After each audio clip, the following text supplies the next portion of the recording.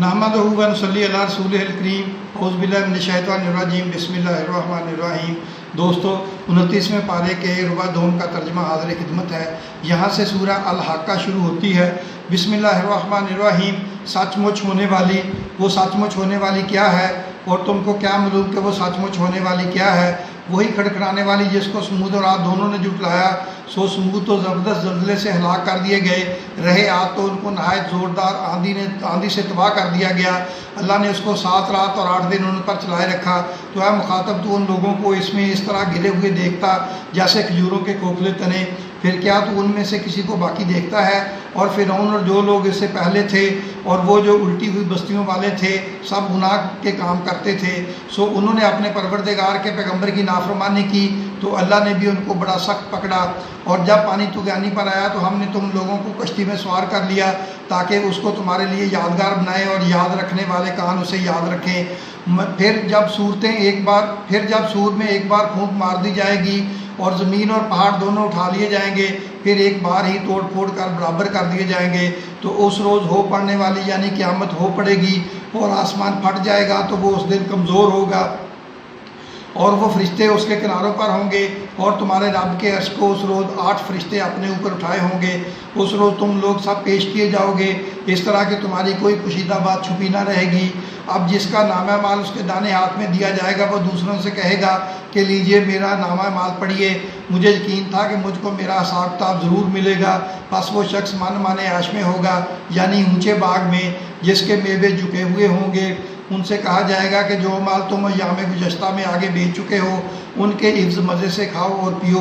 اور جس کا نامہ مال اس کے بائیں ہاتھ میں دیا جائے گا تو وہ کہے گا کہ کاش مجھ کو میرا نامہ مال دیا نہ جاتا اور مجھے معلوم نہ ہوتا کہ میرا حساب کیا ہے۔ اے کاش موت میرا کام تمام کر چکی ہوتی، آج میرا مال میرے کچھ بھی کام نہ آیا، مجھ سے میرا اقتدار جاتا رہا۔ حکم ہوگا اسے پکڑ لو، اب اسے توق پہنا دو، پھر دوزخ کی آگ میں اسے جھونک دو، پھر زنجیر سے جس کی لمبائی 70 گز ہے جکڑ دو۔ یہ نہ تو اللہ عظمت والے پر ایمان لاتا تھا اور نہ فقیر کے کھانا کھلانے کی ترغیب دیتا تھا، سو آج اس کا بھی یہاں کوئی دوست نہیں اور نہ اس کے لیے کوئی کھانا ہے سوائے زخموں کے دھوبن کے، جس کو گناہ گاروں کے سوا کوئی نہیں کھائے گا۔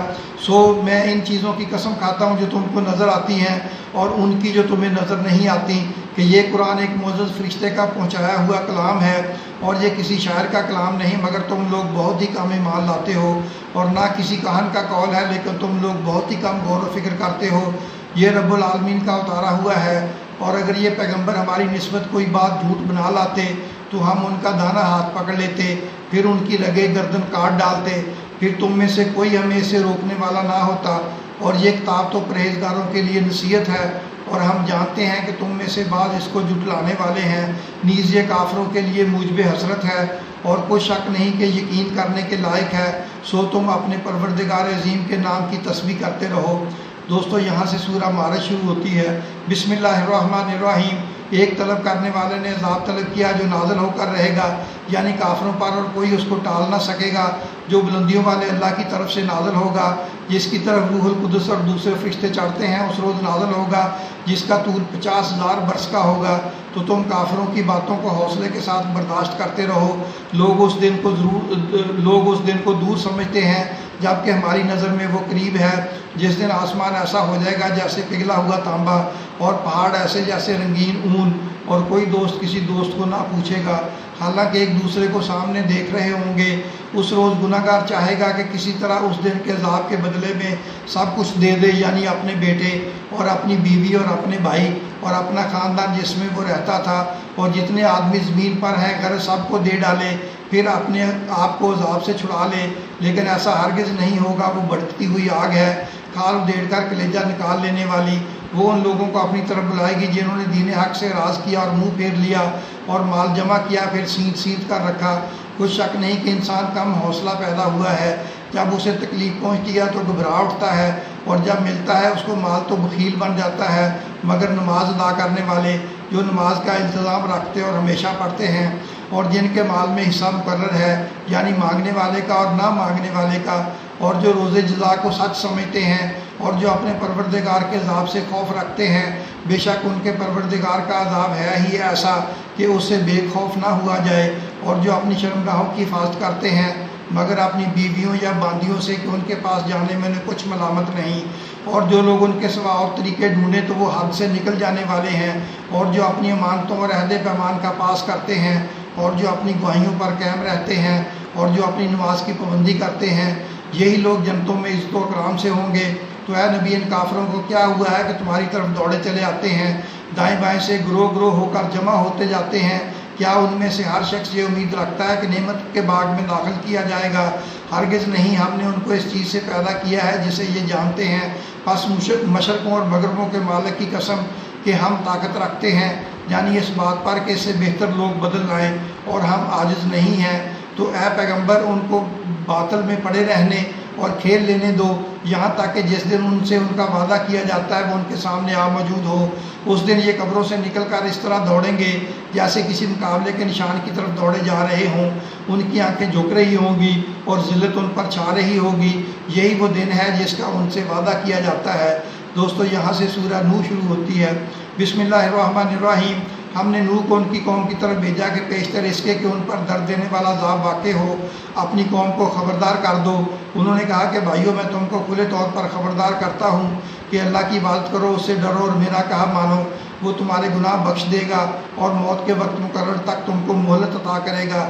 جب اللہ کا مقرر کیا ہوا وقت آ جاتا ہے تو تاخیر نہیں کی جاتی۔ کاش تم جانتے ہوتے۔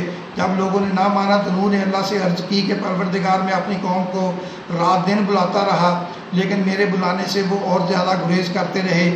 جب میں نے ان کو بلایا کہ توبہ کریں تو ان کو توبہ کریں اور تو ان کو معاف فرمائے، تو انہوں نے اپنے کانوں میں انگلیاں دے لیں اور اپنے اوپر کپڑے اوڑھ لیے اور اڑ گئے اور خوب تکبر کرنے لگے۔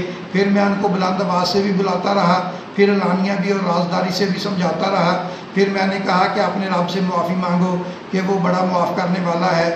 وہ تم پر آسمان سے موسلادھار میਂہ برسائے گا اور تمہارے مال اور بیٹوں میں اضافہ کرے گا اور تمہیں باغ عطا کرے گا اور ان میں تمہارے لیے نہریں بہا دے گا۔ تو کیا ہوا ہے کہ تم اللہ کی عظمت کا اعتقاد نہیں رکھتے، حالانکہ اس نے تم کو طرح طرح کی حالتوں میں پیدا کیا؟ کیا تم نے نہیں دیکھا کہ اللہ نے 7 آسمان کیسے اوپر تلے بنائے اور چاند کو ان میں روشن بنایا اور سورج کو چراغ بنا دیا؟ اور اللہ ہی نے تم کو زمین پر ایک خاص طرح سے پیدا کیا، پھر اسی میں تمہیں وہ لوٹا دے گا اور اسی سے تم کو نکال کھڑا کرے گا۔ اور اللہ ہی نے زمین کو تمہارے لیے فرش بنایا تاکہ اس کے بڑے بڑے کشادہ رستوں میں چلو پھرو۔ آخر میں نوح نے عرض کی کہ میرے پروردگار، یہ لوگ میرے کہنے پر نہیں چلے اور ایسوں کے تابع ہوئے ہیں جن کو ان کے مال اور اولاد نے نقصان کے سوا کچھ فائدہ نہ دیا، اور وہ بڑی بڑی چالیں چلے اور کہنے لگے کہ اپنے معبودوں کو ہرگز نہ چھوڑنا، اور ود اور سوا اور یغوث اور یعوق اور نصر کو کبھی نہ چھوڑنا۔ اور اے رب، انہوں نے بہت لوگوں کو گمراہ کر دیا ہے، اور تو ان ظالموں کو اور زیادہ گمراہ کر دے۔ اور آخر وہ اپنے گناہوں کے سوا پہلے غرقاب کر دیے گئے، پھر آگ میں ڈال دیے گئے، تو انہوں نے اللہ کے سوا کسی کو اپنا مددگار نہ پایا۔ اور پھر نوح نے یہ دعا کی کہ میرے پروردگار، ان کافروں میں سے کسی کو زمین پر بستہ نہ رہنے دینا، اور اگر تو ان کو رہنے دے گا تو یہ تیرے بندوں کو گمراہ کریں گے، اور ان سے جو اولاد ہوگی وہ بھی بدکار اور ناشکری۔ اے میرے پروردگار، مجھ کو اور میرے ماں باپ کو اور جو ایمان لا کر میرے گھر میں آئے اس کو، اور تمام ایمان والے مردوں اور ایمان والی عورتوں کو معاف فرما، اور ظالم لوگوں کے لیے اور زیادہ تباہی بڑھا۔ دوستو، اب 29ویں پارے کے ربع دوم کا خلاصہ سن لیں۔ جس کا نامہ مال بائیں ہاتھ میں دیا جائے گا کہے گا کاش موت میرا کام تمام کر دیتی، آج میرا مال میرے کچھ کام نہ آیا، میرا اقتدار جاتا رہا۔ حکم ہوگا اسے پکڑو، توق پہناؤ اور آگ میں جھونک دو، اور 70 گز لمبی زنجیر میں جکڑ دو۔ یہ نہ اللہ پر ایمان لاتا تھا اور نہ فقیر کو کھانا کھلانے کی ترغیب دیتا تھا۔ نوح علیہ السلام نے کہا اپنے رب سے معافی مانگو، وہ معاف کرنے والا ہے، وہ تم پر میਂہ برسائے گا، تمہارے مال اور بیٹوں میں اضافہ کرے گا، تمہیں باغ عطا کرے گا اور ان میں نہریں بہا دے گا۔ دوستو، اپنا اور اپنے عبادت چینل کا خیال رکھیں۔ اللہ آپ کی بھی اور ہم سب کی کورونا سے اور سب بیماریوں سے حفاظت فرمائے، آمین۔